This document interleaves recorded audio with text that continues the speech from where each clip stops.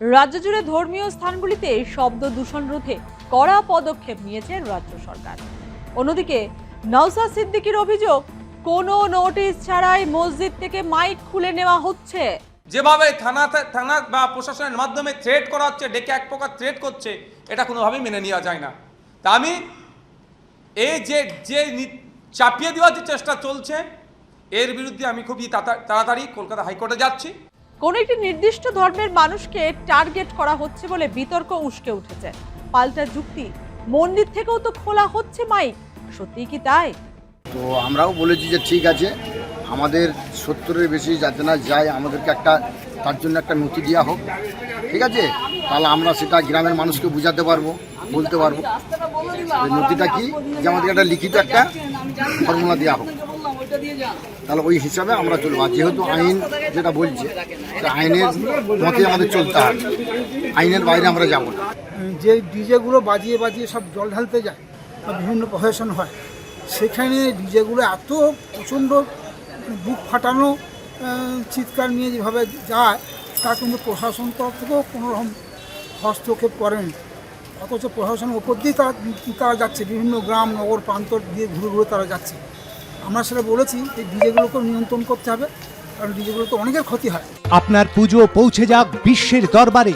প্রতি বছরের মতো এবারও আর+ নিউজ নিয়ে এলো শারদাঞ্জলির সেরা সম্মান 2026। অংশ নিতে সকাল 10টা থেকে সন্ধে 6টার মধ্যে সরাসরি যোগাযোগ করুন আমাদের অফিসে অথবা কল করুন 9836323248 এই নম্বরে। শারদাঞ্জলি শুধুমাত্র আর+ নিউজে। রাত্রির বুক চিরে ফেরে আলোর মিনার, দূর মসজিদের কোণে বাজে ধনিজার। গ্রাম বাংলার এই ছবি বেশ পরিচিত। আজানের শব্দে সময়ের আন্দাজও করেন মা ঠাকুরমারা। এবার ছবিটা হয়তো বদলাতে চলেছে। আর গ্রাম বাংলার অন্ধকার কিংবা সন্ধে নামার আগে হয়তো কানে যাবে না আজানের সুর। সূত্রের খবর, মোট 4203টি মসজিদ থেকে মাইক সরানো হয়েছে, আর মন্দির থেকে 1096টি মাইক সরানো হয়েছে। মন্দির মসজিদ বিতর্ক উস্কে উঠতেই রাজ্যের মুখ্যমন্ত্রীর দাবি, এই সরকার নতুন কোনো আইন আনছে না, আগে যা আইন আছে তাই বলবৎ করছে। একই সঙ্গে তিনি প্রশ্ন তোলেন, মসজিদের কথা কেন বারবার বলা হচ্ছে? মন্দির থেকেও তো মাইক খোলা হচ্ছে। শুভেন্দু অধিকারী বলেন, 2020 সালে কলকাতা হাইকোর্টের নির্দেশ ছিল, এখন কেন মসজিদ বলা হচ্ছে, মন্দিরের নাম কেন বলা হচ্ছে না? ধর্মীয় স্থান মানে তো মসজিদ মন্দির সবই হতে পারে। এই বিতর্কের কারণ হচ্ছে, প্রতিটা মসজিদেই প্রায় মাইকের ব্যবস্থা দীর্ঘ সময় ধরে চলে আসছে। খুব কম সংখ্যক মন্দিরে স্থায়ীভাবে মাইক লাগানো রয়েছে। মসজিদে নামাজ পাঠ হলেই মাইকে সেই শব্দ ভেসে আসে, আর এতেই অনেকেই প্রশ্ন তুলেছেন, কেন তারস্বরে এভাবে মাইক বাজানো হবে? কেন ইচ্ছা না থাকলেও সেই ধর্মীয় পাঠ শুনতে হবে? অনেকের মতে, যে যার ধর্মের প্রতি শ্রদ্ধাশীল, তা বলে জনে জনে সেই শ্রদ্ধা পৌঁছানোর কোনো মানে নেই। এই নিয়েই বিতর্ক তুঙ্গে। প্রশ্ন তুলেছেন আইএসএফ বিধায়ক নওশাদ সিদ্দিকী। তার অভিযোগ, কোনো লিখিত নোটিশ ছাড়াই স্থানীয় পুলিশ বিভিন্ন মসজিদ থেকে লাউডস্পিকার সরিয়ে দিচ্ছে। তার দাবি, কলকাতা হাইকোর্টের নির্দেশেই মাইক নামানো নয়, বরং শব্দমাত্রা বেঁধে দেওয়া হয়েছিল। তারপরেও কেন মাইক খোলা হচ্ছে তা নিয়ে প্রশ্ন তোলেন। আইনি পদক্ষেপেরও হুঁশিয়ারি দিয়েছেন তিনি। যদি এই ধরনের কিছু নির্দেশিকা থাকে আমাদেরকে প্রোভাইড করুন, এবং প্রত্যেকটা মসজিদ কমিটিকে প্রোভাইড করে দিন। মসজিদ কমিটি হোক বা অন্যান্য ধর্মস্থানে যেগুলো আছে, সে মন্দির হোক, গুরুদুয়ার হোক, গির্জা হোক, যারাই সাউন্ড সিস্টেম ইউজ করে, নিশ্চিতভাবে কোনো যদি নির্দেশিকা থাকে, নির্দেশিকার মধ্যেই থাকবে, নির্দেশিকার বাইরে যাবে না। তা না করে যেভাবে থানা বা প্রশাসনের মাধ্যমে থ্রেট করা হচ্ছে, ডেকে এক প্রকার থ্রেট করছে, এটা কোনোভাবেই মেনে নেওয়া যায় না।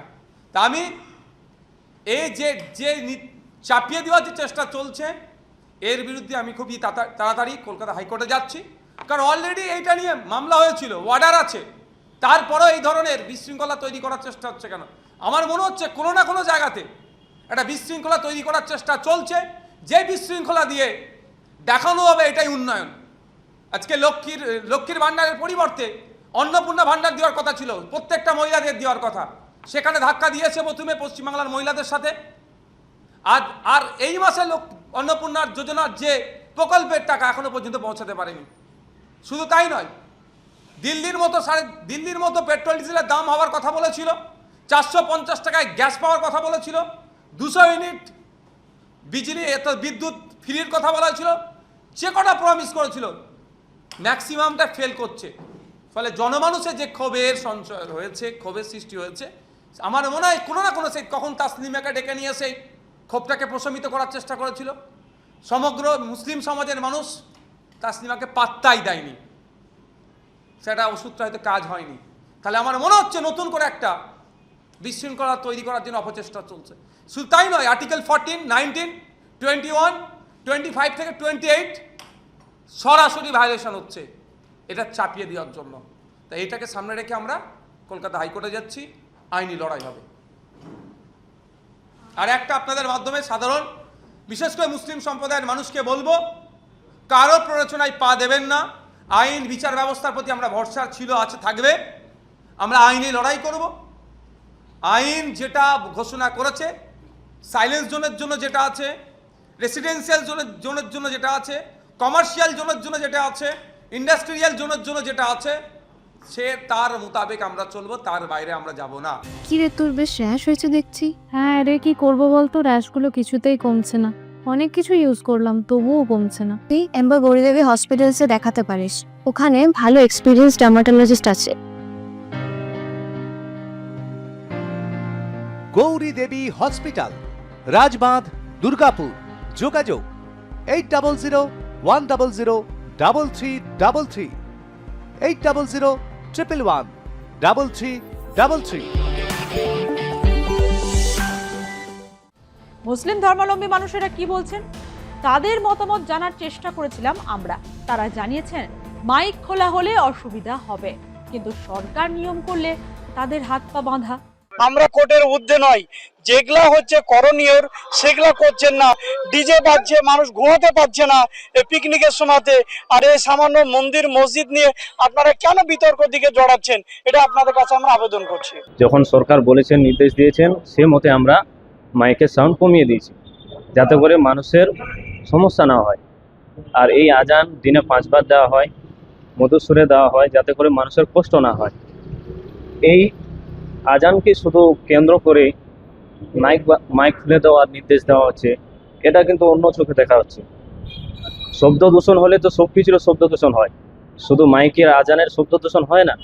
এই জিনিসটাও কিন্তু আমাদের খেয়াল রাখতে হবে। যেমন অন্যান্য জিনিসে ডিজে বাজিয়ে নিয়ে যাওয়া হয় আমাদের মসজিদের সামনে, তখন কিন্তু কোনো কিছুই বলা হচ্ছে না। যখন আমাদের মসজিদে আজান দেওয়া হচ্ছে, তখনই শুধু কটাক্ষ করা হচ্ছে যে শব্দ দূষণ হচ্ছে, মাইক খুলে দেওয়া হবে। এটা তো এই আমাদের ভারতবর্ষে এই তো নিয়ম শিখায়নি। সরকারি যদি আইন হয় তাহলে আমরা সেই আইন মানতে বাধ্য। যদি সর্বত্র কোনো হয় সরকারি আইনে নির্দেশে, তাহলে আমরা দেশের বাইরে নই, আর মানতে বাধ্য।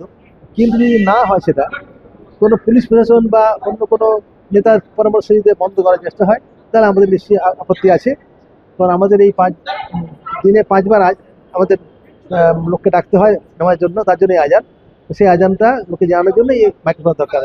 সমস্যা অনেকটাই হবে, কারণ এই সময় মতো নামাজটা হবে না। পশ্চিমবঙ্গে মসজিদে মাইক খুলে নেওয়ার বিষয় নিয়ে কেন্দ্রীয় স্বরাষ্ট্রমন্ত্রীর কাছে আবেদন জানিয়েছেন আবু তাহের, খলিলুর রহমান, ইউসুফ পাঠানরা। আবু তাহেরদের আবেদন, কোনো একটি বিশেষ সম্প্রদায়কে টার্গেট করে যেন পদক্ষেপ করা না হয়।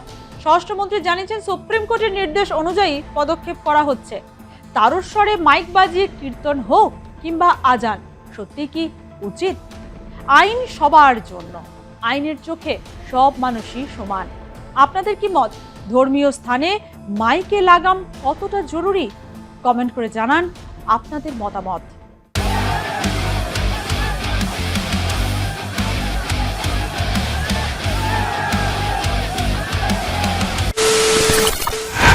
খবরের নামে প্রতিদিন সন্ধে আপনার ড্রয়িং রুমে কি শুধুই চিৎকার চেঁচামেচি খেয়ে আসে? বিতর্কের নামে চলে গালাগালি আর কাদা ছোড়াছুড়ি।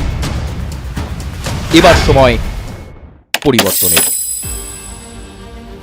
কারণ আমরা কান ফাটানো চিৎকারে বিশ্বাস করি না। আমরা বিশ্বাস করি খবরের সত্যতায়।